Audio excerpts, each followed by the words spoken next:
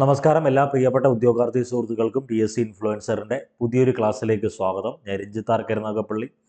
നമ്മൾ ഇന്നത്തെ ക്ലാസ്സിൽ എടുക്കുന്ന ഏരിയ SCERT സ്കൂൾ ടെക്സ്റ്റ് ആണ്. പറഞ്ഞല്ലോ, നമ്മുടെ റിവിഷൻ ചലഞ്ചിനോടൊപ്പം തന്നെ SCERT കൂടി ഉൾപ്പെടുത്തി പോവുകയാണ്. ആദ്യം എങ്ങനെയാണ് ഈ പറയുന്ന SCERT ടോപ്പിക്കുകൾ അല്ലെങ്കിൽ SCERT സ്കൂൾ ടെക്സ്റ്റ് ചാപ്റ്ററുകൾ നമ്മൾ പരീക്ഷയിൽ മത്സര പരീക്ഷയിൽ എങ്ങനെയാണ് പഠിക്കുക? നമുക്ക് എല്ലാവർക്കും അറിയാവുന്നതാണ്. ആദ്യത്തെ അറ്റംപ്റ്റ് അല്ലെങ്കിൽ ആദ്യത്തെ ശ്രമം എന്ന് പറഞ്ഞാൽ SCERTയിൽ ഒരു ചാപ്റ്റർ ആദ്യം വായിക്കുക എന്നുള്ളതാണ് ആദ്യത്തെ പ്രധാനമായിട്ടുള്ള നമ്മുടെ ഡ്യൂട്ടി. രണ്ടാമതായിട്ട്, അതായത് നമ്മളൊരു ചാപ്റ്റർ വായിക്കുന്നു, ആ ചാപ്റ്റർ വായിച്ചതിന് ശേഷം ആ ചാപ്റ്ററിലുള്ള ബോക്സുകൾ, കോളങ്ങൾ, ആ കോളത്തിൽ ഏതെങ്കിലും വ്യക്തിയുടെയോ ഏതെങ്കിലും സ്ഥാപനത്തിൻ്റെയോ ഏതെങ്കിലും സമരത്തിൻ്റെയോ അല്ലെങ്കിൽ ഏതെങ്കിലും സംവിധാനത്തിൻ്റെയോ പടം സഹിതമുണ്ടെങ്കിൽ അത് ഓർത്തു വെക്കണം. അത് ഇമ്പോർട്ടൻ്റ് ആയി പരീക്ഷയ്ക്ക് ചോദിക്കും. ഇനി അതേ പേജിൽ തന്നെ ഏതെങ്കിലും ഏരിയ ബോൾഡ് ആയിട്ടോ ഇറ്റാലിക്സ് ആയിട്ടൊക്കെ കൊടുത്തേക്കുവാണെങ്കിൽ അതൊന്ന് ഓർത്തു വെക്കണം. അത് ഫോക്കസ് ചെയ്ത് പഠിക്കണം. ഇനി അടുത്തത്, ഏതെങ്കിലും വ്യക്തികൾ പറഞ്ഞ വാക്യങ്ങൾ, ഇപ്പൊ ഡയലോഗുകൾ, ഇന്ന കലാപവുമായി ബന്ധപ്പെട്ട് പറഞ്ഞു, അല്ലെങ്കിൽ നമുക്ക് എല്ലാവർക്കും അറിയാവുന്ന ഒരു കലാപമാണ് കുറിച്യർ കലാപം. കുറിച്യർ കലാപവുമായി ബന്ധപ്പെട്ട് 1 മാസം കൂടി കലാപകാരികൾക്ക് പിടിച്ചു നിൽക്കാൻ കഴിയുമായിരുന്നെങ്കിൽ ഈ രാജ്യം അവരുടെ നിയന്ത്രണത്തിലായേനെ. TH ബേബർ പറഞ്ഞതാണ് സ്കൂൾ ടെക്സ്റ്റിലുള്ളത്. ഇപ്പൊ ഇങ്ങനത്തെ ഒക്കെയുള്ള ഓരോ ചരിത്ര സമരവുമായി ബന്ധപ്പെട്ട് ഓരോ വ്യക്തികൾ പറഞ്ഞ വാക്യങ്ങൾ, ഈ പറഞ്ഞ ജനാധിപത്യ സംവിധാനവുമായി ബന്ധപ്പെട്ട് അല്ലെങ്കിൽ മഹാത്മാഗാന്ധിയുടെ പ്രധാനപ്പെട്ട വാക്യങ്ങൾ, ഇതെല്ലാം സ്കൂൾ ടെക്സ്റ്റിൽ ബോക്സിൽ കൊടുത്തിട്ടുണ്ട് അല്ലെങ്കിൽ ബോൾഡായി കൊടുത്തിട്ടുണ്ട്. അത് ഉറപ്പായും പഠിക്കണം.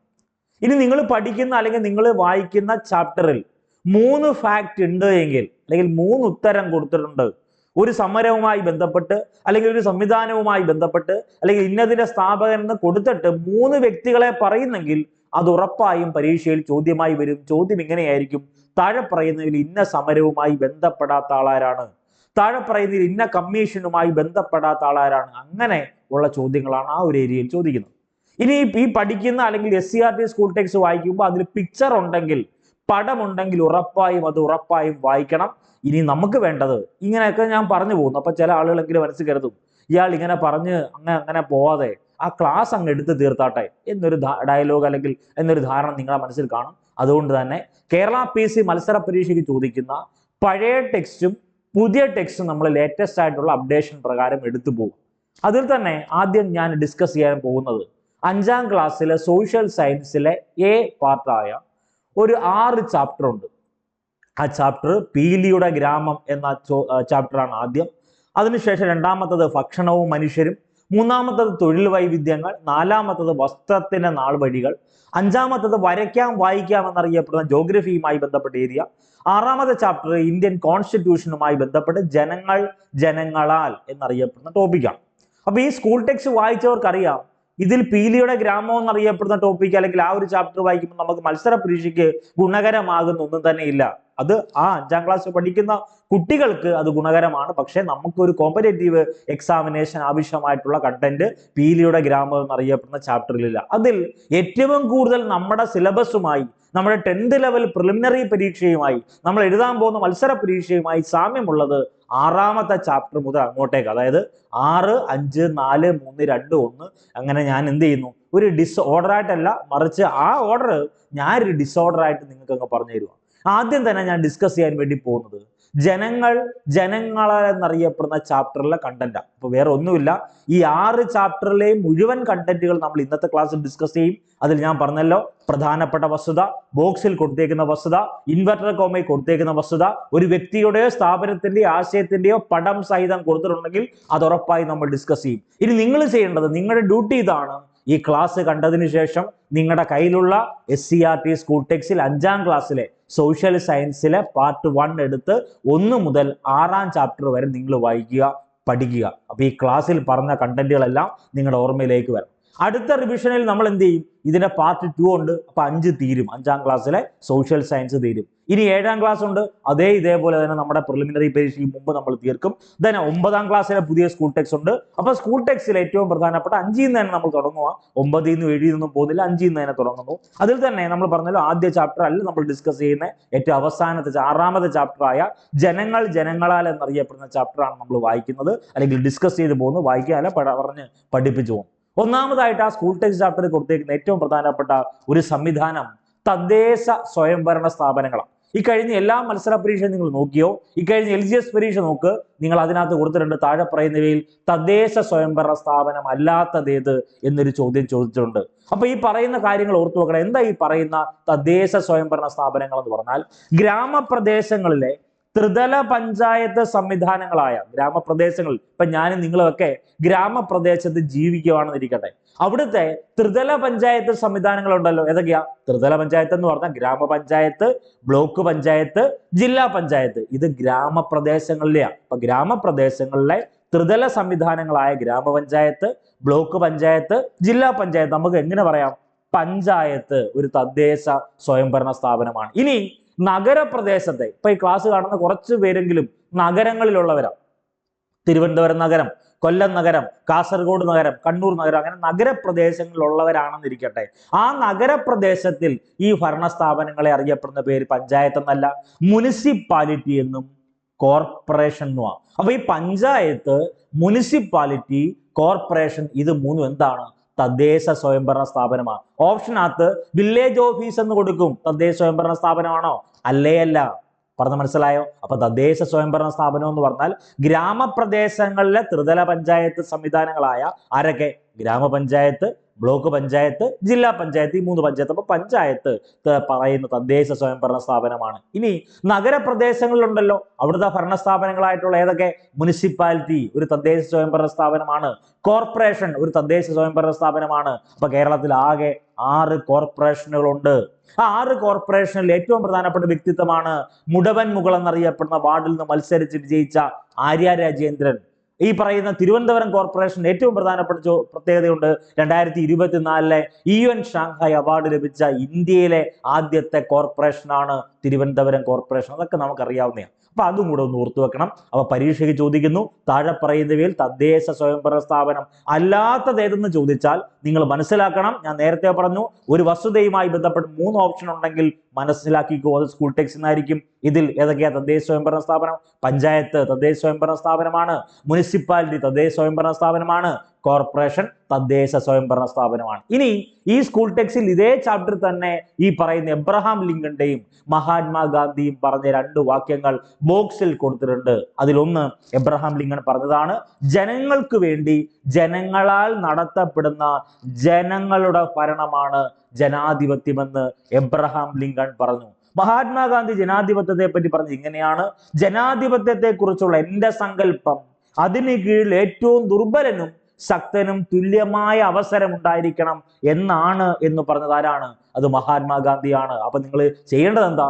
ഈ പറയുന്ന ചാപ്റ്റർ വായിക്കുന്നതിനോടൊപ്പം തന്നെ ഈ ക്ലാസ്സിൽ പറഞ്ഞ കണ്ടന്റ് ഒന്ന് മനസ്സിൽ ഓർത്തു വെച്ചാൽ മാത്രം മതി. ഇനി നമുക്ക് വേണ്ടത് അടുത്തത് ആ സ്കൂൾ ടെക്സ്റ്റിൽ ആ ചാപ്റ്ററിൽ കൊടുത്തേക്കുന്ന വളരെ പ്രധാനപ്പെട്ട മറ്റൊരു സംവിധാനത്തെ പറ്റിയാ, ജനാധിപത്യത്തിന്റെ ഉത്ഭവത്തെ പറ്റിയാണ് അതിൽ കൊടുത്തേക്കുന്നത്. അപ്പൊ പ്രസ്താവന ചോദ്യമായി വരാൻ കൊള്ളാവുന്ന ഒരു ഏരിയ ആണ് പറയുന്നത്.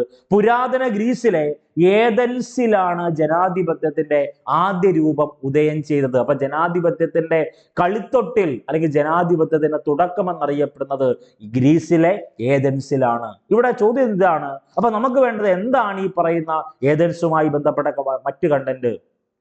അപ്പൊ ഏതൻസുമായി ബന്ധപ്പെട്ട് പുരാതന ഗ്രീസിലെ ഏതൻസിലാണ് ജനാധിപത്യത്തിന്റെ ആദ്യ രൂപം ഉദയം ചെയ്തെന്ന് ഓർത്തു വെക്കണം. അടുത്തത്, ഇന്ന് നിലവിലുള്ള ജനാധിപത്യ രീതിയുടെ തുടക്കം UK അല്ലെങ്കിൽ യുണൈറ്റഡ് കിങ്ഡത്തിന്റെ ഭാഗമായ ഇംഗ്ലണ്ടിൽ നിന്നാണ്. അതൊന്ന് ഓർത്തു വെക്കണം. അപ്പൊ ഇന്ന് നമ്മൾ കാണുന്ന, ഇന്ന് നിലവിലുള്ള ജനാധിപത്യ രീതിയുടെ ഈ പറയുന്ന ജനാധിപത്യ രീതിയുടെ തുടക്കം UK ഭാഗമായ യുണൈറ്റഡ് കിങ്ഡത്തിന്റെ ഭാഗമായ ഇംഗ്ലണ്ടിൽ നിന്നാണ്.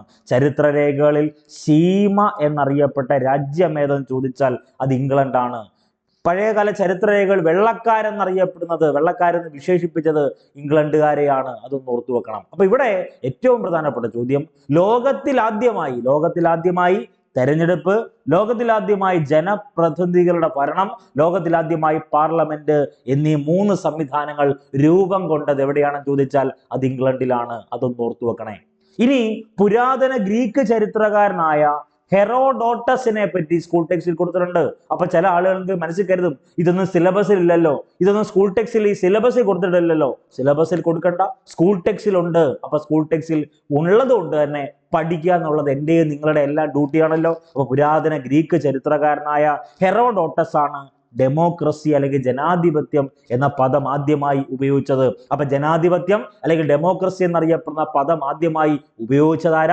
അത് ഹെറോഡോട്ടസ് ആണ്. അദ്ദേഹത്തിന് മറ്റൊരു പ്രത്യേകത കൂടി ഓർത്തു വെക്കണം. ഡെമോസ് എന്ന് പറഞ്ഞാൽ ജനങ്ങൾ എന്നാണ്, ക്രാറ്റോസ് എന്ന് പറഞ്ഞാൽ അധികാരം എന്നാണ്. അപ്പൊ ഈ രണ്ട് ഗ്രീക്ക് പദങ്ങൾ ചേർന്നാണ് ഡെമോക്രസി അല്ലെങ്കിൽ ജനങ്ങളുടെ അധികാരം അല്ലെങ്കിൽ ജനങ്ങളുടെ ഭരണം എന്ന വാക്ക് രൂപപ്പെട്ടത്.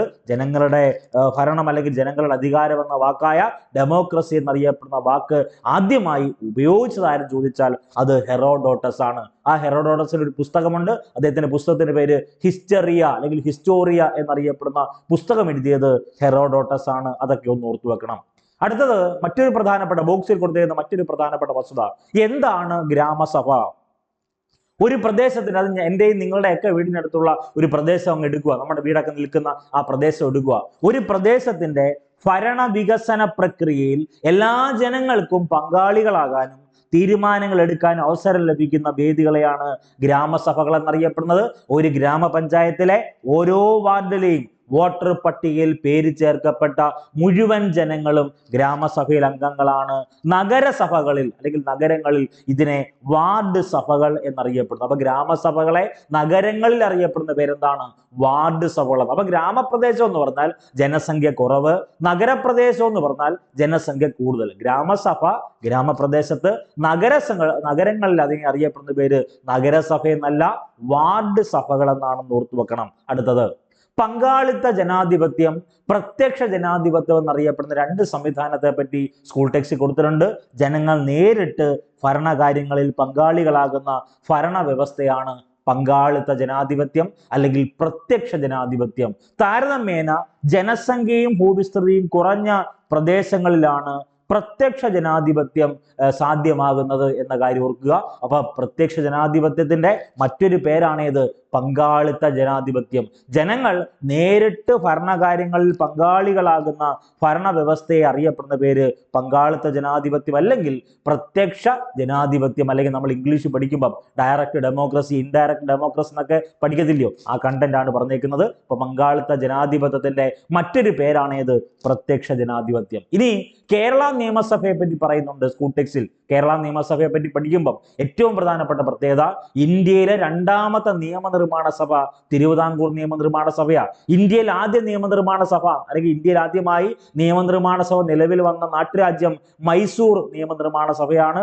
1887 മൈസൂർ നിയമനിർമ്മാണ സഭ നിലവിൽ വരുന്നത്. 1887 മൈസൂർ നിയമനിർമ്മാണ സഭ, 1887 കേരള നിയമനിർമ്മാണ സഭ എന്നറിയപ്പെടുന്ന തിരുവിതാംകൂർ നിയമനിർമ്മാണ സഭ നിലവിൽ വന്നത് 1888. അപ്പൊ നമുക്ക് വേണ്ട ചോദ്യം, കേരള സംസ്ഥാനത്തിന്റെ നിയമനിർമ്മാണ സഭയാണല്ലോ കേരള നിയമസഭ. തിരുവനന്തപുരമാണല്ലോ നിയമസഭയുടെ ആസ്ഥാനം. 1888 സ്ഥാപിച്ച തിരുവിതാംകൂർ ലെജിസ്ലേറ്റീവ് കൗൺസിൽ മറക്കരുത്. 1904 സ്ഥാപിച്ച ശ്രീമൂലം പ്രജാസഭ. അപ്പൊ ശ്രീമൂലം പ്രജാസഭ എന്ന നിലവിൽ വന്നേ 1904 അടുത്തത് 1949 രൂപീകരിച്ച തിരുക്കൊച്ചി നിയമനിർമ്മാണ സഭ എന്നിവ ഈ പറയുന്ന കേരള നിയമസഭയുടെ വഴികാട്ടികൾ എന്നാ പറയുന്നത്. അപ്പൊ കേരള നിയമസഭയുടെ വഴികാട്ടികൾ ആരൊക്കെയാണെന്നല്ല പരീക്ഷയ്ക്ക് ചോദിക്കുന്നത്. ഒന്ന്, തിരുവിതാംകൂർ നിയമനിർമ്മാണ സഭയുമായി ബന്ധപ്പെട്ട് തിരുവനന്തപുരം നിയമസഭയുടെ ആസ്ഥാനം തിരുവനന്തപുരമാണെന്ന് ഓർത്തു വെക്കണം. കേരള നിയമനിർമ്മാണ സഭയുടെ ആസ്ഥാനം തിരുവനന്തപുരമാണ്. 1888 തിരുവിതാംകൂർ ലെജിസ്ലേറ്റീവ് കൗൺസിൽ ഫോം ചെയ്യുന്നത്. 1904 പ്രത്യേകത എന്താണ്? ശ്രീമൂലം പ്രജാസഭ നിലവിൽ വന്നു. 1949 തിരുക്കൊച്ചി നിയമനിർമ്മാണ സഭ നിലവിൽ വന്നു. ഇനി കേരള നിയമസഭയുടെ ആദ്യ സമ്മേളനം 1957 ഏപ്രിൽ 27 ഏപ്രിൽ 27 അതുകൊണ്ട് എല്ലാ വർഷവും ഏപ്രിൽ 27 നിയമസഭാ ദിനമായി ആചരിക്കുന്നു. ടിക്ക് ചെയ്യണം. നിയമസഭാ ദിനം എന്നാണെന്ന് ചോദിച്ചാൽ അതിനൊത്ത് ഏപ്രിൽ 27 ഓക്കെ ആണല്ലോ. ഇനി നമുക്ക് വേണ്ടത്, നമ്മൾ നേരത്തെ ഡിസ്കസ് ചെയ്ത്, എന്താണ് പരോക്ഷ ജനാധിപത്യം, എന്താണ് പ്രാതിനിധ്യ ജനാധിപത്യം എന്നല്ല നമ്മൾ നേരത്തെ ഡിസ്കസ് ചെയ്തത്. നമ്മൾ നേരത്തെ ഡിസ്കസ് ചെയ്തത് എന്താണ് പ്രത്യക്ഷ ജനാധിപത്യം എന്നാണ്. ഇവിടെ നമ്മൾ പറഞ്ഞേക്കുന്നത് എന്താണ് പരോക്ഷ ജനാധിപത്യം, എന്താണ് അല്ലെങ്കിൽ പരോക്ഷ ജനാധിപത്യത്തിന്റെ മറ്റൊരു പേര് പ്രാതിനിധ്യ ജനാധിപത്യം എന്നാണ്. ജനങ്ങൾ തെരഞ്ഞെടുക്കുന്ന പ്രതിനിധികൾ ജനങ്ങൾക്ക് വേണ്ടി ഭരണം നടത്തുന്ന ജനാധിപത്യ രീതിയെ അറിയപ്പെടുന്ന പേരാണ് പരോക്ഷ ജനാധിപത്യം. ഇന്ത്യ ഫോളോ ചെയ്യുന്നത് പരോക്ഷ ജനാധിപത്യമാണ്. അതായത് പ്രാതിനിധ്യം അല്ലെങ്കിൽ പ്രാതിനിധ്യ ജനാധിപത്യം എന്ന പേരിൽ അറിയപ്പെടുന്നു. ഇന്ത്യയെ പോലെ ജനസംഖ്യ കൂടുതലും ഭൂവിസ്തൃതി കൂടിയതുമായിട്ടുള്ള രാജ്യങ്ങളിൽ ഈ പറയുന്ന പ്രാതിനിധ്യ ജനാധിപത്യം പ്രായോഗികമായിട്ടുള്ളത് എന്ന കാര്യം ഓർക്കുക. അപ്പൊ അവിടെ സ്കൂൾ ടെക്സ്റ്റിൽ ബോക്സിൽ 2 പോയിന്റ് ഈ പറഞ്ഞ കുട്ടികൾക്ക് പഠിക്കാൻ വേണ്ടി കൊടുത്തിട്ടുണ്ട്. പ്രത്യക്ഷ ജനാധിപത്യം എന്ന് പറഞ്ഞാൽ ജനസംഖ്യ കുറഞ്ഞ രാജ്യങ്ങളിൽ സാധ്യമാകുന്നതും, പരോക്ഷ ജനാധിപത്യം എന്ന് പറഞ്ഞാൽ ജനസംഖ്യ കൂടിയ രാജ്യങ്ങളിൽ നിലനിൽക്കുന്നതുമാണ് എന്ന കാര്യം ഓർക്കുക. പിന്നീട് കുറച്ച് കണ്ടന്റ് ആയിട്ട് കൊളാഷ് ആയിട്ട് കുറച്ച് കണ്ടന്റ് കൊടുത്തപ്പോൾ ലോകത്തിലെ ഏറ്റവും വലിയ ജനാധിപത്യ രാജ്യം ഇന്ത്യയാണ് എന്ന ബേസ് കണ്ടന്റ് ഒന്ന് ഓർത്തു വെക്കണം. സൗദി അറേബ്യയിൽ പുതിയ രാജാവ് അധികാരമേറ്റു. സ്കൂൾ ടെക്സ്റ്റ് കൊടുത്തിരിക്കുന്നത് അഫ്ഗാനിസ്ഥാനിൽ ജനാധിപത്യം അവസാനിച്ചു. ദെൻ സ്വിറ്റ്സർലൻഡിൽ ഇപ്പോഴും പങ്കാളിത്ത ജനാധിപത്യമാണ്. അപ്പൊ പങ്കാളിത്ത ജനാധിപത്യത്തിന്റെ അല്ലെങ്കിൽ ഡയറക്റ്റ് ഡെമോക്രസിയുടെ ആലയം എന്നറിയപ്പെടുന്ന എന്തിനെയാണ്? സ്വിറ്റ്സർലൻഡിനെയാണ്. ഈ പറയുന്ന സ്വിറ്റ്സർലൻഡിൽ പ്രധാനമായിട്ടും 4 ഈ പറയുന്ന പങ്കാളിത്ത ജനാധിപത്യ സംവിധാനത്തിലെ 4 പ്രവർത്തനങ്ങൾ നടക്കുന്നുണ്ട്. ഒന്ന് തിരിച്ചു വിളിക്കൽ, മറ്റൊന്ന് ഹിതപരിശോധന, മറ്റൊന്ന് ജനഹിത പരിശോധന, അഭിക്രമം. ഈ 4 വാക്കുകളൊക്കെ നമ്മൾ വരും ക്ലാസ്സിൽ എടുത്തോളാം. ഇതൊന്ന് ഓർത്തു വെക്കണം. ഓക്കെ, ഇത്തരം കാര്യങ്ങളൊക്കെ ആണല്ലോ. പിന്നീട് നമ്മൾ പറഞ്ഞല്ലോ അടുത്തത് ജനാധിപത്യത്തെ പറ്റിയുള്ള സവിശേഷതകളാണ് പറയുന്നത്. ഇനി ഈ പറയുന്ന കണ്ടന്റ് പറയുന്നതിന് ഒരു കാര്യം ഞാൻ ആവർത്തിച്ച് പറയുന്നു. മിക്ക ആളുകൾക്കും ഒരു ധാരണയുണ്ട്, ഈ പറയുന്ന നമ്മൾ പരീക്ഷ എന്ന് എപ്പോഴും ഏത് ക്ലാസ്സിന്റെയും തുടക്കവും ഒടുക്കവും ഒക്കെ നമ്മൾ പറയും ഇതിന്റെ പരീക്ഷ എഴുതണേ എന്ന്. ഒന്നുമില്ല, ഈ ക്ലാസ് കണ്ടതിന് ശേഷം ഈ പറയുന്ന ക്ലാസ് ലിങ്കിന് താഴെ ഇതിന്റെ നോട്ട്സ് കൊടുത്തിട്ടുണ്ട്. ഈ നോട്ട്സ് നിങ്ങൾ വായിക്കുമ്പോഴത്തേനും എന്ത് ചെയ്യും? നമ്മൾ എക്സാം അപ്ലോഡ് ചെയ്യും. എക്സാം അപ്ലോഡ് ചെയ്യുന്ന പറഞ്ഞാൽ വേറെ ഒരൊന്നുമില്ല, ടെലഗ്രാമിൽ പോൾ ചോദ്യമായിട്ടാണ് എക്സാം അപ്ലോഡ് ചെയ്യുന്നത്. പുതുതായി ജോയിൻ ചെയ്യുന്ന കുട്ടികൾക്ക് കൂടി ഗുണകരമാവണമല്ലോ, അതിനുവേണ്ടിയാണ് നമ്മൾ ഈ പോൾ ചെയ്യുന്നത്. അപ്പൊ ഈ പോളിന്റെ ക്വിസ് ബോർഡ് ഒന്നുമല്ല, പോൾ ചോദ്യം തന്നെയാണ്. അത് എന്ത് ചെയ്യുക? സ്ക്രോൾ ചെയ്ത് പ്രാക്ടീസ് ചെയ്ത് പോവുക. അപ്പൊ നമ്മൾ ക്ലാസ് കണ്ടതുമായി, നമ്മൾ PDF വായിച്ചതുമായി, നമ്മൾ വായിച്ചതും കണ്ടതുമായിട്ടുള്ള അറിവിനെ പരീക്ഷയിലേക്ക് ഒന്ന് എന്ത് ചെയ്യുന്നു? ഇംപ്ലിമെന്റ് ചെയ്യുന്നു. ഇനി ജനാധിപത്യത്തിന്റെ സവിശേഷതകൾ എന്നറിയപ്പെടുന്ന ഒരു ഏരിയ സ്കൂൾ ടെക്സ്റ്റ് കൊടുത്തിട്ടുണ്ട്. 5ാം ക്ലാസ്സിലെ കുഞ്ഞുങ്ങൾ പഠിക്കുന്ന കണ്ടന്റ് ഒന്ന് ആലോചിച്ച് നോക്കൂ. 5ാം ക്ലാസ്സിൽ ഇത്രയും കണ്ടന്റ്, അപ്പൊ ഈ 6ാം ക്ലാസ്സിലും 7ാം ക്ലാസ്സിലും 10ാം ക്ലാസ്സിലും ഒക്കെ എത്രത്തോളം കണ്ടന്റ് പഠിക്കാൻ കാണും? അപ്പൊ ജനാധിപത്യത്തിന്റെ പ്രധാനപ്പെട്ട സവിശേഷത ആ സ്കൂൾ ടെക്സ്റ്റ് കൊടുത്തിട്ടുണ്ട്. അതിനകത്തുള്ള വസ്തുത നിങ്ങൾ ഒന്ന് വായിച്ചു വെച്ചേക്കണം. അത് നമുക്ക് വേണ്ടതാണ്, ഒന്ന് ഓർത്തു വെക്കുക. അടുത്തത് സ്കൂൾ ടെക്സ്റ്റിൽ വളരെ വ്യക്തമായി കൊടുത്തിട്ടുണ്ട് സാർവത്രിക പ്രായപൂർത്തി വോട്ടവകാശം. യാതൊരു വിവേചനങ്ങളും ഇല്ലാതെ നിശ്ചിത പ്രായം പൂർത്തിയായ എല്ലാവർക്കും തെരഞ്ഞെടുപ്പിൽ വോട്ട് ചെയ്യാനുള്ള അധികാരത്തെ അറിയപ്പെടുന്ന പേരാണ് സാർവത്രിക പ്രായപൂർത്തി വോട്ടവകാശം എന്നറിയപ്പെടുന്നത്. 1989 വരെ ഇന്ത്യയിൽ വോട്ടവകാശത്തിനുള്ള പ്രായം 21 വയസ്സായിരുന്നു. അപ്പൊ 21 വയസ്സ് വരെയായിരുന്നു. 21 വയസ്സായിരുന്നു 1989 വരെ ഇന്ത്യയിൽ വോട്ടവകാശത്തിനുള്ള പ്രായം. ഇപ്പോൾ അത് എത്രയാണ്? 18. അപ്പൊ ഒരു നിസ്സാര PYQ ഒന്ന് ചോദിച്ചോട്ടെ, ഇന്ത്യയിലെ സ്ത്രീകൾക്ക് വോട്ടധികാരം കിട്ടിയ വർഷം 1947 ആണെന്ന് ഓർത്തു വെക്കണം. ഇന്ത്യയിലെ സ്ത്രീകൾക്ക് വോട്ടധികാരം കിട്ടിയ വർഷം 1947. ഇനി ആ സ്കൂൾ ടെക്സ്റ്റിൽ ബോക്സിൽ കൊടുത്തിട്ടുണ്ട് തെരഞ്ഞെടുപ്പിന്റെ വിവിധ ഘട്ടങ്ങൾ എന്തൊക്കെയാണ്. അപ്പൊ പരീക്ഷയ്ക്ക് ചോദിക്കുക, താഴെ പറയുന്നവയിൽ തെരഞ്ഞെടുപ്പിന്റെ വിവിധ ഘട്ടങ്ങളിൽ പെടാത്തതേത് എന്ന് വേണമെങ്കിൽ ചോദിക്കുക. 1, തെരഞ്ഞെടുപ്പ് ഉദ്യോഗസ്ഥരെ നിയമിക്കൽ തെരഞ്ഞെടുപ്പിന്റെ വിവിധ ഘട്ടങ്ങളാ. തെരഞ്ഞെടുപ്പ് വിജ്ഞാപനം തെരഞ്ഞെടുപ്പിന്റെ പ്രധാനപ്പെട്ട ഘട്ടമാണ്. ദെൻ നാമനിർദ്ദേശം സമർപ്പിക്കല്, പത്രികയുടെ സൂക്ഷ്മ പരിശോധന. നാമനിർദ്ദേശം സമർപ്പിച്ചു കഴിഞ്ഞാൽ ഈ പറഞ്ഞ സൂക്ഷ്മ പരിശോധനയും കഴിഞ്ഞിട്ടും എനിക്ക് അല്ലെങ്കിൽ നിങ്ങൾക്ക് എന്ത് ചെയ്യാം? ആ നാമനിർദ്ദേശ പത്രിക പിൻവലിക്കാനുള്ള സമയമുണ്ട്. അതിനുശേഷം തെരഞ്ഞെടുപ്പ് പ്രചരണം, അതിനുശേഷം വോട്ടെടുപ്പ്, അതിനുശേഷം വോട്ടെണ്ണലും ഫലപ്രഖ്യാപനവും. ഇതാണ് തെരഞ്ഞെടുപ്പിന്റെ വിവിധ ഘട്ടങ്ങളായി പരിഗണിക്കുന്നത്. അപ്പൊ തെരഞ്ഞെടുപ്പിന്റെ പ്രാഥമിക ഘട്ടം ഏതാണ്? തെരഞ്ഞെടുപ്പ് ഉദ്യോഗസ്ഥരെ നിയമിക്കൽ എന്നതാണ് തെരഞ്ഞെടുപ്പിന്റെ വിവിധ ഘട്ടങ്ങളിൽ ഒന്നാമത്തത്. അതല്ലാതെ ആദ്യം തെരഞ്ഞെടുപ്പ് വിജ്ഞാപനമല്ല, ആദ്യം തെരഞ്ഞെടുപ്പ് ഉദ്യോഗസ്ഥരെ നിയമിക്കലാണ് തെരഞ്ഞെടുപ്പിന്റെ ആദ്യ ഘട്ടമായി പറയുന്നത്. 2ാം ഘട്ടമാണ് തെരഞ്ഞെടുപ്പ് വിജ്ഞാപനം. 3ാം ഘട്ടമാണ് നാമനിർദ്ദേശ പത്രിക സമർപ്പിക്കല്. പിന്നെ പത്രിക സൂക്ഷ്മ പരിശോധനയുണ്ട്, പിന്നെ പിൻവലിക്കലുണ്ട്, തെരഞ്ഞെടുപ്പ് പ്രചരണം, പിന്നെ വോട്ടെടുപ്പ്. ഏറ്റവും അവസാനം നമുക്ക് എല്ലാവർക്കും അറിയാവുന്നത് പോലെ തന്നെ വോട്ടെണ്ണലും ഫലപ്രഖ്യാപനമാണ്. അതൊന്ന് ഓർത്തു വെക്കണേ. ഇനി ഈ പറഞ്ഞ തെരഞ്ഞെടുപ്പിന്റെ ധർമ്മങ്ങൾ എന്തൊക്കെയാണെന്ന് ചോദിക്കും. നമുക്ക് എല്ലാവർക്കും അറിയാവുന്നതാണ്, ജനാധിപത്യ സമ്പ്രദായത്തിൽ ഭരണാധികാരികളെ തെരഞ്ഞെടുക്കുന്ന പ്രക്രിയയാണല്ലോ തെരഞ്ഞെടുപ്പ് എന്ന് പറയുന്നത്. ഇപ്പൊ ഞാനോ നിങ്ങളോ ഒക്കെ ജനാധിപത്യ സമ്പ്രദായത്തിൽ ഒരു ഭരണാധികാരി, ഇപ്പൊ ഒരു MLA അല്ലെങ്കിൽ MPയോ ഒക്കെ തെരഞ്ഞെടുക്കുന്ന പ്രക്രിയ നടക്കുന്ന രാജ്യത്ത് ജീവിക്കുന്ന ആളുകളാണ്. ഇന്ത്യ എന്ന മഹാരാജ്യത്ത് ജീവിക്കുന്ന ആളുകളാണ്. അപ്പൊ ഈ തെരഞ്ഞെടുപ്പിന് ധാരാളം ധർമ്മങ്ങളുണ്ട്. എന്താ ധർമ്മം ചോദിച്ചു? 1, ഗവൺമെന്റുകളെ രൂപീകരിക്കുക. തെരഞ്ഞെടുപ്പിന്റെ ഒരു ധർമ്മമാണ്. രണ്ട്, എനിക്കും നിങ്ങൾക്കും എല്ലാം സ്ത്രീ എന്നോ പുരുഷനെന്നോ ട്രാൻസ്ജെൻഡർ എന്നോ ഒരു വ്യത്യാസമില്ലാതെ എല്ലാവർക്കും പ്രാതിനിധ്യം നൽകുന്നു. അത് തെരഞ്ഞെടുപ്പിന്റെ ധർമ്മമാണ്. മൂന്നാമത്തത്, ഭരണകർത്താക്കളെ വളർത്തിയെടുക്കുന്നു. തെരഞ്ഞെടുപ്പിന്റെ ധർമ്മമാണ്. നാലാമത്തത്, ജനാധിപത്യം ശക്തിപ്പെടുത്തുന്നു. അഞ്ചാമത്തത്, വോട്ടർമാരെ ബോധവൽക്കരിക്കുന്നു. ഇത്രയും ഈ പറഞ്ഞ തെരഞ്ഞെടുപ്പിന്റെ ധർമ്മങ്ങളാണ് എന്ന വസ്തുത ഓർക്കണം. അടുത്തത്, കേന്ദ്ര തെരഞ്ഞെടുപ്പ് കമ്മീഷനെ പറ്റി സ്കൂൾ ടെക്സ്റ്റിൽ കൊടുത്തിട്ടുണ്ട്. ഈ പറയുന്ന നമുക്ക് എല്ലാവർക്കും അറിയാം, ഇന്ത്യയുടെ പ്രഥമ പൗരൻ എന്നറിയപ്പെടുന്ന, ഇന്ത്യയുടെ സുപ്രീം കമാൻഡർ എന്നറിയപ്പെടുന്ന രാഷ്ട്രപതി, അതിനുശേഷമുള്ള ഉപരാഷ്ട്രപതി എന്നീ പദവികളിലേക്കും പാർലമെന്റ്, സംസ്ഥാന നിയമസഭകൾ എന്നിവിടങ്ങളിലേക്കൊക്കെയുള്ള സ്വാതന്ത്ര്യവും നീതിപൂർവമായിട്ടുള്ള തെരഞ്ഞെടുപ്പ് നടത്തുകയാണ് തെരഞ്ഞെടുപ്പ് കമ്മീഷന്റെ ചുമതല. 3 അംഗങ്ങൾ, മറക്കല്ലേ, 3 അംഗങ്ങളുള്ള തെരഞ്ഞെടുപ്പ് കമ്മീഷനിൽ മുഖ്യ തെരഞ്ഞെടുപ്പ് കമ്മീഷണർ ഉൾപ്പെടെ എല്ലാവരെയും നിയമിക്കുന്നത് ആരാണ്? അത് രാഷ്ട്രപതിയാണ്. നമ്മൾ പ്രധാനപ്പെട്ട നിയമനങ്ങൾ എന്നറിയപ്പെടുന്ന ഒരു ടോപ്പിക് പഠിച്ചായിരുന്നു. പ്രധാനപ്പെട്ട നിയമനങ്ങൾ, അവ പ്രധാനപ്പെട്ട കണ്ടന്റ് പഠിക്കുന്ന സമയത്ത് അതുകൂടി ഒന്ന് ഓർത്തു വെക്കുക. വളരെ വളരെ പ്രധാനപ്പെട്ട ചോദ്യമാണ്. ഇനി നമുക്ക് വേണ്ടത് ആ സ്കൂൾ ടെക്സ്റ്റിൽ എന്തെല്ലാം കൊടുത്തിട്ടുണ്ടോ, ബോക്സിൽ ഇൻവെർട്ടർ കോമയിൽ എന്തെല്ലാം കൊടുത്തിട്ടുണ്ടോ അതാണ് ഇനി ഞാൻ ഡിസ്കസ് ചെയ്യാൻ വേണ്ടി പോകുന്നത്. ഒക്ടോബർ 16 നിങ്ങൾ പഠിക്കണം. ലോക ഭക്ഷ്യ ദിനം എന്നാണ് ചോദിച്ചാൽ അത് ഒക്ടോബർ 16 ആണ്. ഇനി ധാന്യപ്പുര എന്നറിയപ്പെടുന്ന ഒരു ആൻസർ വരേണ്ടത് നിങ്ങൾ പഠിക്കണം. പ്രാചീന ഇന്ത്യയിൽ നിലനിന്നിരുന്ന സിന്ധു നദീതട സംസ്കാരം ഉണ്ടല്ലോ, സിന്ധു നദീതട സംസ്കാരത്തിന് മറ്റൊരു പേരാണ് ഹാരപ്പൻ സംസ്കാരം. ഈ ഹാരപ്പൻ സംസ്കാരത്തിന്റെ പ്രധാനപ്പെട്ട സവിശേഷത എന്ന് പറയുന്നത് അത് ഗ്രാനറി അല്ലെങ്കിൽ ധാന്യപ്പുരയാണ്. ഇനി ഏറ്റവും പ്രധാനപ്പെട്ട സാമ്പത്തിക ശാസ്ത്ര ചോദ്യം, സാധനങ്ങൾക്ക് പകരം സാധനങ്ങൾ കൈമാറ്റം ചെയ്യുന്ന രീതി അറിയപ്പെടുന്ന പേര് ബാർട്ടർ സമ്പ്രദായം എന്ന.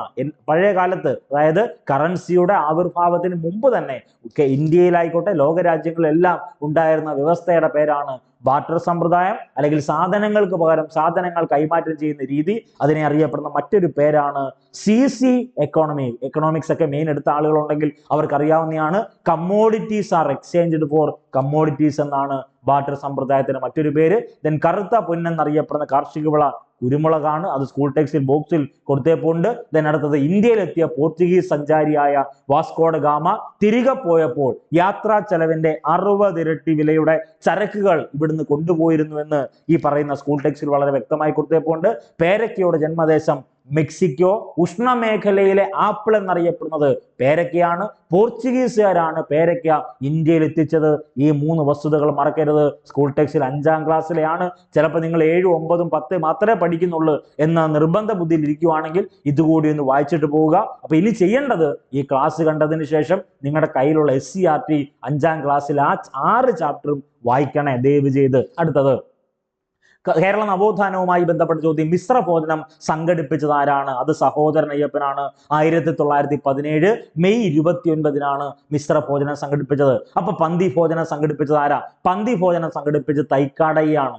സമപന്തി ഭോജനം സംഘടിപ്പിച്ചത് ആരെന്ന് ചോദിച്ചാൽ അത് വൈകുണ്ഠസ്വാമികളാണ്. പ്രീതി ഭോജനം ആരെന്ന് ചോദിച്ചാൽ അത് വാഗ്ഭടാനന്ദനാണ്. പിടിയേരി ഭോജനം ആരുടെയാണെന്ന് ചോദിച്ചാൽ അത് കുര്യാക്കോസ് ഏലിയാസ് ചാവറയുടേതാണ്. കെട്ടുതെങ്ങ് പദ്ധതി ആരുടെയാണെന്ന് ചോദിച്ചാൽ അത് കുര്യാക്കോസ് ഏലിയാസ് ചാവറയുടേതാണ്. ഇനിയും ചോദ്യങ്ങളുണ്ട്, ഒത്തിരി ചോദ്യമുണ്ട്. ഏറ്റവും പ്രധാനപ്പെട്ട ചോദ്യമാണ് ആവർത്തിക്കുന്നത്. അവിടെ നമ്മളെ കുഴപ്പിക്കുന്ന ഒരു ചോദ്യമുണ്ട്. എന്തോന്ന് പറഞ്ഞു തരട്ടെ. തൈപ്പൂയ സദ്യയുടെ ഭാഗമായി തൈക്കാടയ്യയാണ് പന്തി ഭോജനം നടത്തിയത്. തൈപ്പൂയ സദ്യ എന്ന് പറഞ്ഞാൽ എല്ലാ വർഷവും സുബ്രഹ്മണ്യ ക്ഷേത്രങ്ങളിൽ നടക്കുന്ന ഒരു ആചാരമാണ് തൈപ്പൂയ സദ്യ. ഈ തൈപ്പൂയ സദ്യയുടെ ഭാഗമായി പന്തി ഭോജനം നടത്തിയത് തൈക്കാടയ്യ. അപ്പൊ അയിത്ത വ്യവസ്ഥയൊന്നും എന്ത് ചെയ്യുന്നില്ല, എതിരായിട്ടൊന്നും പ്രവർത്തിക്കുന്നില്ല. പക്ഷേ എല്ലാവരെയും ഒരുമിച്ചിരുത്തി അയിത്ത വ്യവസ്ഥയെ വെല്ലുവിളിച്ചുകൊണ്ട് പന്തി ഭോജനം നടത്തിയ നവോത്ഥാന നായകന്റെ പേര് അത് വൈകുണ്ഠസ്വാമികൾ എന്ന. അതുകൊണ്ടാണ് സമപന്തി ഭോജനം എന്ന ആ ഭോജനത്തെ അറിയപ്പെടുന്നത്. സമ എന്ന വാക്ക് ചേർത്ത് 2-3 ക്ലാസ്സിൽ ഞാൻ ആവർത്തിച്ചതാണ്. അപ്പം അത് ഓർത്തു നോക്കുക. സമപന്തി ഭോജനം വൈകുണ്ഠസ്വാമികൾ, പ്രീതി ഭോജനം വാഗ്ഭടാനന്ദൻ, പിടിയേരി ഭോജനം കുര്യാക്കോസ് ഏലിയാസ് ചാവറ. അങ്ങനെ ഒത്തിരി ചോദ്യമുണ്ട്. ഏറ്റവും പ്രധാനപ്പെട്ടതാണ് മിശ്ര ഭോജനം. 2017 കേരള സംസ്ഥാന ഗവൺമെന്റ് 100ാം വാർഷികം ആഘോഷിച്ച കേരളത്തിലെ പ്രധാനപ്പെട്ട ചരിത്ര മുന്നേറ്റത്തിന്റെ പേര് മിശ്ര ഭോജനം എന്നാണ്. സംഘടിപ്പിച്ച നവോത്ഥാന നായകന്റെ പേര് സഹോദരൻ അയ്യപ്പനാണ്. ഇനി ബംഗാളിൽ ഉണ്ടായ ഭക്ഷ്യക്ഷാമത്തെ പറ്റി സ്കൂൾ ടെക്സ്റ്റ് കൊടുത്തിട്ടുണ്ട്. ബംഗാളിൽ ഉണ്ടായ ഭക്ഷ്യക്ഷാമം 1943 നടന്നത്. അത് വളരെ വളരെ പ്രത്യേകതയോടുകൂടി പഠിച്ചു വച്ചേക്കണം. ഇനി നമുക്ക് വേണ്ടത് ദേശീയ ഭക്ഷ്യ സുരക്ഷാ നിയമം. മറക്കല്ലേ, ദേശീയ ഭക്ഷ്യസുരക്ഷാ നിയമം നിലവിൽ വന്നത് 2013 അതൊന്ന് ഓർത്തു വെക്കുക. 2023 പ്രത്യേകത UN വർഷം സ്കൂൾ ടെക്സ്റ്റിൽ ബോക്സിൽ കൊടുത്തിട്ടുണ്ട്. അന്താരാഷ്ട്ര ചെറുധാന്യ വർഷമാണ്. അതിന്റെ ലക്ഷ്യം എന്ന് പറഞ്ഞാൽ ചെറുധാന്യങ്ങളുടെ ഉൽപാദനവും ഉപഭോഗവും പ്രോത്സാഹിപ്പിക്കുക എന്ന ലക്ഷ്യത്തോടു കൂടിയാണ് 2023 എന്തായിട്ട് അന്താരാഷ്ട്ര ചെറുധാന്യ വർഷമായിട്ട് സെലിബ്രേറ്റ് ചെയ്യുന്നത്. അതൊന്ന് ഓർത്തു വെക്കണം, വളരെ പ്രധാനപ്പെട്ടതാണ്. അടുത്തത് 2022-23 എക്കണോമിക് റിവ്യൂ പ്രകാരം ഇന്ത്യയിലെ മൊത്തം തൊഴിലാളികളിൽ 46.5% ആളുകൾ കൃഷിയിലെയും അനുബന്ധ പ്രവർത്തനങ്ങളിലും ഏർപ്പെട്ടിരിക്കുന്നു എന്ന വസ്തുത സ്കൂൾ ടെക്സ്റ്റിൽ കൊടുത്തിട്ടുണ്ട്. അടുത്ത വളരെ പ്രധാനപ്പെട്ട 3 പ്രധാനപ്പെട്ട പദ്ധതികൾ സ്കൂൾ ടെക്സ്റ്റിൽ ബോക്സിൽ കൊടുത്തിട്ടുണ്ട്, പഠിച്ചേ മതിയാകൂ. ഒന്ന്, നവജീവൻ പദ്ധതി, മുതിർന്ന പൗരന്മാരുടെ പ്രധാനപ്പെട്ട തൊഴിൽ പദ്ധതിയാണ്, സ്വയം തൊഴിൽ പദ്ധതിയാണ് നവജീവൻ പദ്ധതി. കൈവല്യം എന്ന് പറഞ്ഞാൽ ഭിന്നശേഷിക്കാരുടെ പ്രധാനപ്പെട്ട സ്വയം തൊഴിൽ പ്രധാന പദ്ധതിയുടെ പേരാണ് കൈവല്യ. ശരണ്യ എന്ന് പറഞ്ഞാൽ വനിതകളുടെ സ്വയം തൊഴിൽ പദ്ധതിയുടെ പേരാണ് ശരണ്യ. നവജീവൻ പദ്ധതി മുതിർന്ന പൗരരുടെ സ്വയം തൊഴിൽ പദ്ധതിയാണ് നവജീവൻ പദ്ധതി. ഭിന്നശേഷിക്കാരുടെ സ്വയം തൊഴിൽ പദ്ധതിയുടെ പേര് കൈവല്യ എന്നാണ്. ശരണ്യ മറക്കരുത്, വനിതകളുടെ സ്വയം തൊഴിൽ പദ്ധതിയാണ് ശരണ്യ, അതൊന്ന് ഓർത്തു വെക്കണം. അടുത്തത്, ഇന്ത്യയുടെ വടക്ക് പടിഞ്ഞാറ് ഭാഗത്ത് നിലനിന്നിരുന്ന പ്രാചീന നദീതട സംസ്കാരത്തിന്റെ പേര് സിന്ധു നദീതട സംസ്കാരം എന്ന് സ്കൂൾ ടെക്സ്റ്റിൽ കൊടുത്തിട്ടുണ്ട്. ദെൻ സ്പിന്നിങ് ജെന്നി കണ്ടുപിടിച്ചത് ആരാണ്? അത് ജെയിംസ് ഹർഗ്രീവ്സ് ആണ് കണ്ടുപിടിച്ചതെന്ന് ഓർത്തു വെക്കണം. പവർലൂം അല്ലെങ്കിൽ യന്ത്രത്തറി കണ്ടുപിടിച്ചത് എഡ്മണ്ട് കാർട്ട്റൈറ്റ് ആണ്, അതൊന്ന് ഓർത്തു വെക്കണം. ദെൻ ഓരോ രാജ്യക്കാരെയും വിശേഷിപ്പിക്കുന്ന പേരുകൾ, പോർച്ചുഗീസുകാരെ വിളിക്കുന്നത് പോർച്ചുഗൽ എന്നാണ്, ഡച്ചുകാരൻ നെതർലൻഡ് എന്ന പേരിൽ അറിയപ്പെടുന്നു, ഇംഗ്ലീഷുകാർ ഇംഗ്ലണ്ട് ആണ്, നമുക്ക് കാണാപ്പാടമാണ്, ഫ്രഞ്ചുകാർ ഫ്രാൻസ്. അതിൽ നമ്മളെ കുഴപ്പിക്കുന്നത് ഡച്ചുകാരെയാണ്, നെതർലൻഡ് എന്നറിയപ്പെടുന്നത് ആരെയാണ്? ഡച്ചുകാരെയാണ്. ബാക്കിയുള്ള പോയിന്റുകളൊക്കെ നിങ്ങൾക്ക് അറിയാവുന്നതാണ്. അടുത്തത്, കൃത്രിമ നാരുകൾക്ക് ഉദാഹരണം പോളിസ്റ്റർ, നൈലോൺ, റയോൺ. ഈ 3 വാക്കുകൾ ഒന്ന് പഠിച്ചു വെച്ചേക്കണേ. അടുത്ത നമ്മുടെ നവോത്ഥാനവുമായി ബന്ധപ്പെട്ട ചോദ്യം, 1859 ചാന്നാർ വിളംബരം പ്രഖ്യാപിച്ച ഭരണാധികാരി ഉത്തരം തിരുനാൾ മാർത്താണ്ഡവർമ്മ. ഹാരിസൺ പ്രഭുവിന്റെ നിർദ്ദേശപ്രകാരം കഴിഞ്ഞ ക്ലാസ്സിലും അതിന് മുന്നത്തെ ക്ലാസ്സിലൊക്കെ PYQ ഡിസ്കസ് ചെയ്തപ്പെടുത്തിയാണ്, അതൊന്ന് ഓർത്തു വെക്കണം. ഇനി തിരുവിതാംകൂർ നാട്ടുരാജ്യത്തെ വിസ്തൃതി പ്രാപിച്ചത് ആരെന്ന് ചോദിച്ചാൽ അത് അനിഴം തിരുനാൾ മാർത്താണ്ഡവർമ്മയുടെ കാലത്താണ് തിരുവിതാംകൂർ നാട്ടുരാജ്യം വിസ്തൃതി പ്രാപിച്ചത്, അത് മറക്കരുത്. ഇനി മേൽമുണ്ട് സമരം എന്നറിയപ്പെടുന്ന ഒരു ഏരിയ, അല്ലെങ്കിൽ ചാന്നാർ സമരം എന്നറിയപ്പെടുന്ന, മേൽമുണ്ട് സമരം എന്നറിയപ്പെടുന്ന മാറുമറയ്ക്കൽ സമരത്തെ പറ്റി സ്കൂൾ ടെക്സ്റ്റിൽ പറയുന്നുണ്ട്, അത് പഠിക്കണം. അതിന്റെ ക്ലാസ് നേരത്തെ എടുത്തിട്ടുണ്ട്, വീണ്ടും പറഞ്ഞ് നിങ്ങളുടെ സമയം കളയുന്നില്ല ഞാൻ. അടുത്തത്, സ്വദേശി പ്രസ്ഥാനത്തെ പറ്റി പഠിക്കണം. 1905 ഓഗസ്റ്റ് 7-നാണല്ലോ സ്വദേശി പ്രസ്ഥാനം. അതിന്റെ സ്മരണയ്ക്ക് അല്ലെങ്കിൽ ഓർമ്മയ്ക്ക് വേണ്ടിയാണ് 2015 മുതൽ ഓഗസ്റ്റ് 7 എന്തായിട്ട് സെലിബ്രേറ്റ് ചെയ്യുന്നത്? ദേശീയ കൈത്തറി ദിനമായിട്ട് ആഘോഷിക്കുന്നത്. 1918 ഗാന്ധിജിയുടെ, മഹാത്മാഗാന്ധിയുടെ നേതൃത്വത്തിൽ ആരംഭിച്ച പ്രസ്ഥാനത്തിന്റെ പേരാണ് ഖാദി പ്രസ്ഥാനം, അതൊന്ന് ഓർത്തു വെക്കുക. ഇന്ത്യൻ ചരിത്രവുമായി ബന്ധപ്പെട്ട അത്രയും വസ്തുത ഓർക്കണം. ഇനി ഇന്ത്യൻ ജോഗ്രഫിയുമായി ബന്ധപ്പെട്ട്, വേൾഡ് ജോഗ്രഫിയുമായി ബന്ധപ്പെട്ട ഒരു ചോദ്യമാണ്, ഗോളാകൃതിയിലുള്ള ഭൂമിയുടെ മാതൃകയുടെ പേരാണ് ഗ്ലോബ്, അതൊന്ന് ഓർത്തു വെക്കണം. ഈ ഗോളാകൃതിയിലുള്ള ഭൂമിയുടെ ഉപരിതല സവിശേഷതകൾ ഒരു പരന്ന പ്രതലത്തിൽ വരച്ചു ചേർത്താൽ അത് എന്തായിട്ട് മാറും? അത് ഭൂപടമായിട്ട് മാറും. അപ്പൊ ഭൂപടങ്ങൾ തയ്യാറാക്കുന്ന ശാസ്ത്രശാഖയെ അറിയപ്പെടുന്ന പേര് കാർട്ടോഗ്രാഫി എന്നല്ലയോ? അത് തയ്യാറാക്കുന്ന വ്യക്തി അറിയപ്പെടുന്ന പേര് കാർട്ടോഗ്രാഫർ എന്നാണ്. അടുത്ത വളരെ വളരെ പ്രധാനപ്പെട്ട ചോദ്യം, പോർച്ചുഗലിലെ ലിസ്ബൺ തുറമുഖത്ത് നിന്നും 4 പായ്ക്കപ്പലുകളിലായിട്ട് 170ഓളം ആളുകൾ അടങ്ങുന്ന നാവിക സംഘത്തിന്റെ തലവൻ അല്ലെങ്കിൽ നേതൃസ്ഥാനം വാസ്കോഡഗാമയാണ്. ഇവര് വാസ്കോഡഗാമ യാത്ര ചെയ്ത് ആഫ്രിക്കയുടെ തെക്കേ അറ്റത്തെത്തുന്നു, തുടർന്ന് മലിന്തി തുറമുഖത്തെത്തി. അതിനുശേഷം 1498 മെയ് 20 കോഴിക്കോട് കാപ്പാട് ഇറങ്ങി എന്നാണ് ചരിത്രം പറയുന്നത്. അതൊക്കെ ഒന്ന് ഓർത്തു വെക്കുക. അടുത്തത്, തദ്ദേശ സ്വയംഭരണ സ്ഥാപനങ്ങളെ പറ്റി സ്കൂൾ ടെക്സ്റ്റിൽ ബോക്സ് കൊടുത്തിട്ടുണ്ട്. ഞാൻ ആദ്യം അത് ഡിസ്കസ് ചെയ്തു. എന്താണ് തദ്ദേശ സ്വയംഭരണ സ്ഥാപനങ്ങൾ? ഗ്രാമപഞ്ചായത്ത്, ബ്ലോക്ക് പഞ്ചായത്ത്, ജില്ലാ പഞ്ചായത്ത് എന്നറിയപ്പെടുന്ന ത്രിതല പഞ്ചായത്ത് സംവിധാനം തദ്ദേശ സ്വയംഭരണ സ്ഥാപനമാണ്. ഇതേ സംവിധാനം നഗരപ്രദേശങ്ങൾ അറിയപ്പെടുന്ന പേര് മുനിസിപ്പാലിറ്റികൾ എന്നും കോർപ്പറേഷൻ എന്നുമാണ്. കേരളത്തിൽ ആകെ 6 കോർപ്പറേഷനുകളുണ്ട്. അതുമായി ബന്ധപ്പെട്ട് ഇത്രയും കാര്യങ്ങൾ നിങ്ങൾ ഓർമ്മയിൽ സൂക്ഷിക്കണം. പിന്നെ എബ്രഹാം ലിങ്കൺ, മഹാത്മാഗാന്ധി പറഞ്ഞ 2 വാക്യങ്ങൾ അത് ആദ്യമേ ഞാൻ പറഞ്ഞിരുന്നു. അപ്പൊ ഈ പറയുന്ന 5ാം ക്ലാസ്സിലെ ഞാൻ പറഞ്ഞ മുഴുവൻ 5ാം ക്ലാസ്സിലെ സോഷ്യൽ സയൻസിലെ പാർട്ട് 1 മുഴുവൻ ചാപ്റ്ററും വായിക്കുന്നതിന് തുല്യമാണ് ഈ നോട്ട്സ് വായിക്കുന്നത്. ഈ നോട്ട്സ് വായിച്ചിട്ട് ഈ ക്ലാസ് കണ്ടിട്ട് എൻ്റെ പ്രിയപ്പെട്ട ഉദ്യോഗാർത്ഥികളെ നിങ്ങൾ ചെയ്യേണ്ടത് എന്ത് ചെയ്യുക? ഇന്ന് തന്നെ ഈ ക്ലാസ് കണ്ടതിന് ശേഷം തന്നെ നിങ്ങളുടെ കയ്യിലുള്ള SCERT സ്കൂൾ ടെക്സ്റ്റ് പഠിക്കണം. നിങ്ങളുടെ കയ്യിലുള്ള SCERT സ്കൂൾ ടെക്സ്റ്റ് ഒന്ന് വായിച്ചു പോകും. അപ്പൊ നിങ്ങൾക്ക് മനസ്സിലാവും ഈ ക്ലാസ് കണ്ടതിന്റെ, ഈ നോട്ട്സ് വായിച്ചതിന്റെ റിസൾട്ട്. അപ്പൊ എല്ലാവരും കൃത്യമായി ഉഷാറായി തന്നെ പഠിക്കുക. പറഞ്ഞല്ലോ, ഉഷാറെല്ലാമായിട്ട് ഊർജ്ജസ്വലരായിട്ട് തന്നെ പഠിച്ചു മാറ്റുക. ഞാനും ഓക്കെയാണ്, നേരത്തെ കൈക്ക് പ്രശ്നം ഉണ്ടായിരുന്നു, അതെല്ലാം മാറി നമ്മൾ ഉഷാറായിട്ട് വരും ക്ലാസ്സിൽ റിവിഷൻ ചലഞ്ച്, ഓരോ ടോപ്പിക് ബേസ് ആയിട്ടുള്ള 3 മണിക്കൂർ ലൈവ് അല്ലെങ്കിൽ റെക്കോർഡ് ക്ലാസ്, 4 മണിക്കൂർ അല്ലെങ്കിൽ 3.5 മണിക്കൂർ ഒറ്റ സ്ട്രെച്ചിൽ കേരള നവോത്ഥാനം, കേരള ഹിസ്റ്ററി, ഇന്ത്യൻ ഹിസ്റ്ററി, അങ്ങനെ ഓരോരോ ടോപ്പിക്ക് എടുത്തെടുത്ത് മാറ്റും. അപ്പം വീണ്ടും വീണ്ടും ഞാൻ ആവർത്തിച്ച് പറയുന്നു, ഇത് ആരുടെ വർഷമാണ്? നമ്മുടെ വർഷമാണ് 2025. എന്റെയും നിങ്ങളുടെയൊക്കെ വർഷമാണ്. ആത്മാർത്ഥമായി പഠിക്കുക, ആത്മാർത്ഥമായി വർക്ക് ചെയ്യുക. രാവിലെയൊക്കെ എണീക്കാൻ പറ്റുന്നെങ്കിൽ അങ്ങനെ ചെയ്യുക. അപ്പൊ എല്ലാവിധ ആശംസകളും നേരുന്നു. നന്ദി, നമസ്കാരം.